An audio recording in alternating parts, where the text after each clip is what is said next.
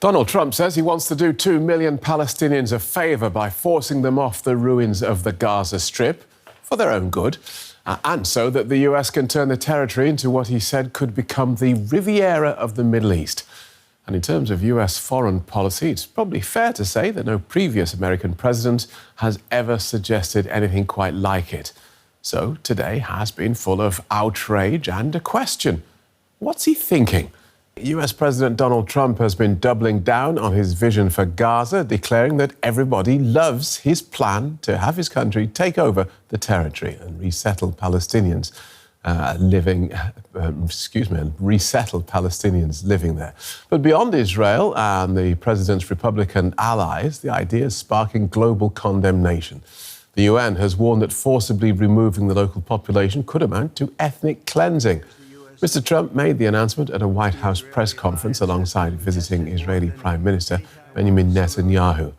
Mr. Netanyahu described the idea as worth paying attention to and said that it could change history.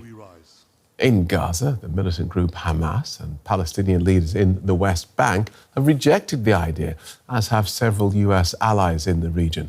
Brazil's President Luis Lula da Silva described the Trump plan as almost incomprehensible and questioned whether the US would be the best custodian for the territory. The Gaza Strip, a total of about 360 square kilometers of land, faced relentless bombardment from Israel for over 15 months. Now it's confronting another kind of threat, a foreign leader toying with the idea of occupation. The U.S. will take over the Gaza Strip, and we will do a job with it, too. We'll do what is necessary. If it's necessary, we'll do that. We're going to take over that piece, and we're going to develop it. While the U.S. president considers the Gaza Strip to be real estate on sale, its residents reject his plans strongly. Trump's remarks are illogical. We have lived through war for a year and more. And then he comes and says we should leave our land. This is our land and the land of our ancestors. This call for displacement is not new. Many plans talked about this issue and failed. Of course, the plan of US President Donald Trump will fail because Gazans hold on to their land, country and soil of their nation. Many wars passed on Palestine and specifically Gaza and did not let the Palestinian people to migrate or travel to other countries. Palestinian leadership too voiced outrage over the US president's comments. These statements reflect confusion and deep ignorance about Palestine and the region. Gaza is certainly not a common land, and it is not property that can be bought and sold. Hamas is regarded by the US and the European Union as a terrorist organization. However, it has governed the Gaza Strip since 2007. Hamas also called on Arab and Muslim leaders to hold an emergency meeting and sent a clear message that Trump's position on Gaza would not be accepted in the region. The US president's remarks could threaten the ceasefire deal too, which itself is a balancing act for all sides. Trump's statement has already drawn sharp international condemnation. China has always believed that Palestinians governing Palestine is the basic principle of post-war governance of Gaza. We oppose the forced relocation of people in Gaza and hope that relevant parties will take the ceasefire and what comes after it as an opportunity to push the Palestinian issue back on the right track and achieve lasting peace in the Middle East. Australia, Turkey, Russia and others issued similar comments on Wednesday. Saudi Arabia's foreign ministry posted a statement saying Saudi Arabia would continue efforts to establish an independent Palestinian state. It echoed previous similar statements from other Arab nations that the two-state solution was the prerequisite for these countries to establish diplomatic relations with Israel. Well, let's explore this with Laura Blumenfeld, who's a Middle East analyst at Johns Hopkins University. She's also a former advisor to the US State Department's Israeli-Palestinian negotiating team. So welcome to DW. Is there any world in which you can see this plan getting off the ground? Well, I think the one thing that's true across the world last night is we all lost sleep. There are two approaches. So I'm going to try to analyze this reasonably, even though it was quite unreasonable what we witnessed last night. The president was either bonkers or bluffing, right? He's either serious and means what he says, or this is some kind of strategic bluster. If he's serious, it is, ask Israelis, moderate Israelis, not the most right wing. They would say it's illegal, it's impractical, and also it's illogical. Netanyahu, the prime minister of Israel, already offered the Palestinians in Gaza $5 million a person if they're willing to bring forward with a hostage, if they're willing to turn over the hostages that were seized from Israel on October 7th, 2023, and not one person stepped forward. That says something. There is no economic incentive that would turn the hostages over. How are you going to convince them through money and other incentives, like housing, to leave their land? So that's if we're taking him seriously. But if it was strategic, if this was some kind of maximalist offer, that he often does, look, this could be art of the deal, where you start with a wild pie in the sky proposal in order perhaps to create leverage with the Middle East. Maybe it's about Saudi Arabia, normalization deal. Saudi Arabia was having none of it. But I wonder, actually, if this is more of a strategic move to bamboozle Bibi Netanyahu. If you watched him last night, coming out of that press conference, he was wiping sweat from his face. Netanyahu took a handkerchief from his pocket. Now, that meeting, we saw shoulder-to-shoulder alliance in public, but I just wonder what happened privately, because the conventional wisdom was that if Netanyahu would show flexibility on Gaza, Trump would show some kind of backing of Israel and give them a longer leash in terms of striking Iran. What Trump did in that press conference was turn the whole concept on its head, right? He went gangbusters on Gaza, but then he quickly announced this morning, we may not have paid attention because we were busy with Gaza. He announced this morning that he proposes and he prefers a deal with Iran. Iran is Netanyahu's number one goal in life. He has said publicly in a speech to the parliament, it's the reason he gets up in the morning to take out Iran's nuclear threat. So I just wonder if we take a moment and think, what is really happening here? This might have everything to do with Iran and very little to do realistically with Gaza. Okay, I'm intrigued by that four-dimensional thinking there, so thank you for that.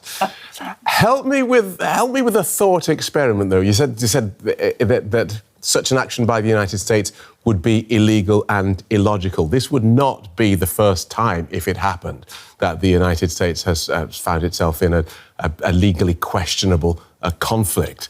So if President Trump is in earnest about this proposal, regardless of the objections of the Gazans and Middle East allies and foes, how could he do it? Well, Trump is property shopping, right? We've seen that, and it's only been 2.5 weeks of his presidency, but starting with Greenland and then Panama and then Canada, he's looking to expand. He sees this as an imperialist presidency, right? It's good to be the king. He's looking over at Putin and watching Putin's land grab in Ukraine and sort of wondering what she has in mind with Taiwan, and Erdogan in Turkey, who may very well have himself a puppeteer, be able to puppeteer the new president of Syria. So I think he's maneuvering now. This is classic Trump. He's sending out trial balloons, and we can all sit here with our pea shooters to shoot them down. But he's waiting to see what will fly. There are Israeli politicians who would like to see Israel annex Gaza and the West Bank. How empowered do you think they feel with Donald Trump back in office? Well, I think they feel somewhat drunk on Trump, but I would warn them, watch out for that hangover, because Trump is more sympathetic to Palestinians than he discloses publicly. In a way, this first meeting was a thank you note, but it wasn't to Israel necessarily. It wasn't to Netanyahu. It was to the evangelical vote in the United States that supported him consistently. And then there were also some major donors also who Trump is transactional, and he's going to look at his own base, his own financial and political support here. So I wonder, last night at that press conference, again, we all sat there gobsmacked with our jaws open, dropped. But when a reporter asked him about the West Bank, does this mean you're going to be, perhaps opening the door to annexation for Israel of the lands that they call Judea and Samaria, promised to them, they believe in the Bible? He did not agree with that. He said, we'll decide in the next 4 weeks. So let's see what happens. Let's also see what happens. We've got the leader of Jordan and Egypt coming next week and the week after that. They're already dialing back some of the promises made last night. And I think that we're going to see more of that to come today. I wanted to ask you about that because Saudi Arabia, amongst many others, has rejected any efforts to displace Palestinians and said it would not establish diplomatic ties with Israel, which of course has been a Trump ambition, without an independent Palestinian state. So might the president have shot himself in the foot with this? I mean, not fatally. He'll just wrap up his foot and keep, blundering forward. That's his MO. Look, he was shot in the ear and he just turned around and said, fight, fight, right? So what he did instead, his press secretary came out today and said, oh, no, it's temporary. And it would be voluntary, right? If there's any kind of displacement of the population, it's a humanitarian gesture. There are war zones all over the world, and people do flood out of those zones to safe places. So he's trying to frame it in that sense. He's also telling his own Republicans in Congress, they were unhappy with what they saw last night, that there'll be no blood and no treasure, no U.S. boots on the ground, and the United States won't pay for it. So again, this is what he does. You could almost say perhaps this is too generous or charitable, that he was, performing CPR on the peace process, and those chest compressions break some ribs. I did want to talk about that. Do you see this proposal having any effect on the current ceasefire deal in Gaza? Well, in some ways, you could say it protects Netanyahu from his political rivals, from bolting from that alliance that he has, the coalition, and it gives him the maneuverability to make some concessions so that we can keep getting the hostages out. I do believe Trump prides himself on delivering, and he did promise that all the hostages would be, released from Gaza. There's an American who won't be released until the final phase. So I think perhaps that's one of the goals of that press conference last night. It's kind of, how do you square that circle? We've been asking ourselves that for all these months. You call the circle a square, and only Trump has the nerve to do something like that. Thank you for guiding us through that so clearly. Fascinating analysis. Middle East analyst Laura Blumenfeld from Johns Hopkins University. Thank you. Countries and organizations around the world have overwhelmingly rejected U.S. President Donald Trump's declaration that the U.S. would, quote, take over the Gaza Strip. He outlined his controversial plan for the war-ravaged Palestinian territory on Tuesday. That was after a meeting with Israeli Prime Minister Benjamin Netanyahu. Trump said the U.S. will, quote, own Gaza, while Gazans will be resettled to Jordan and Egypt. He suggested that people from all over the world would live in Gaza and that the narrow enclave along the Mediterranean will be redeveloped into the Riviera of the Middle East. The idea has been criticized as illegal under international law, and it runs counter to the widely supported two-state solution to the Israeli-Palestinian conflict. The simplest response has come from Palestinians themselves, many of whom say that Gaza is their land and they're not going anywhere. Palestinians in Gaza reject Donald Trump's shock proposal to take over the territory. Trump will fail, and the countries that support Trump will fail. We are against this decision. Let him go and implement this decision with the Jews. We won't leave our land and our country. We're living here. Despite the destruction, we're here. Dying here is better. It is better than going anywhere else. Because you have nothing after losing your land, country, and home. Meanwhile, in Israel, some approve of Trump's plan, but many are skeptical. I think that the plan can work. I think that people will think about prosperity, about becoming good citizens and live normal life, and they will like it. It sounds a bit disconnected from reality. On the other hand, Gaza is currently in ruins. If something organized and logical is done, where they are relocated the way our evacuees were, placed in reasonable locations with good conditions, rehabilitated and then returned, it makes sense. I don't think it's a feasible plan. I don't see it as a solution, just as it's impossible to relocate Israelis to other countries. And here in Germany, the president shared a similar sentiment. That's why I still believe that a solution can only be found if two goals are pursued. Firstly, to ensure security for Israel, and secondly, self-determination for the Palestinians. Asked about the backlash to his proposal, Trump responded, Everybody loves it. US allies in the region have condemned the proposal, as has the United Nations. Aaron David Miller is a former advisor to 6 U.S. Secretaries of State and currently a senior fellow at the Carnegie Endowment for International Peace. He's among America's foremost experts on U.S. policy in the Middle East. Mr. Miller, welcome back to DW. Thanks for having me.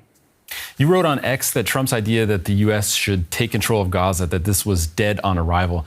Can you spell that out for us? Yeah, it's not a plan, and it's certainly not a serious solution. It's a tactic, and I'm not entirely sure what that tactic is designed to achieve. It's provocative. It attaches U.S. policy toward an approach which, according to some, is forced transfer. Others describe it in much worse terms. It undermines U.S. relations with two longstanding partners in Egypt and Jordan. It undermines the president's aspirations for an Israeli-Saudi normalization agreement, and it sends a powerful signal to both Vladimir Putin and President Xi that if you want territory, you just have to declare it without any justification for taking it. So I think by and large, it's dead on arrival. I don't think this has legs. It's got nowhere to go. And what we should be paying attention to, which the media misses about the meeting, the presser yesterday, are two things. Number one, the melding of the minds of Benjamin Netanyahu and Donald Trump on one hand, and the current negotiations that are to resume on the Israeli-Hamas ceasefire hostage deal. That is the mechanism right now, for better or for worse, which will speak volumes about whether the region continues with an impasse or begins the long and painful road to recovery, not some cockamamie scheme to deport, according to the president's figures, 1.7 to 1.8 million Palestinians and put them in Egypt, in Jordan.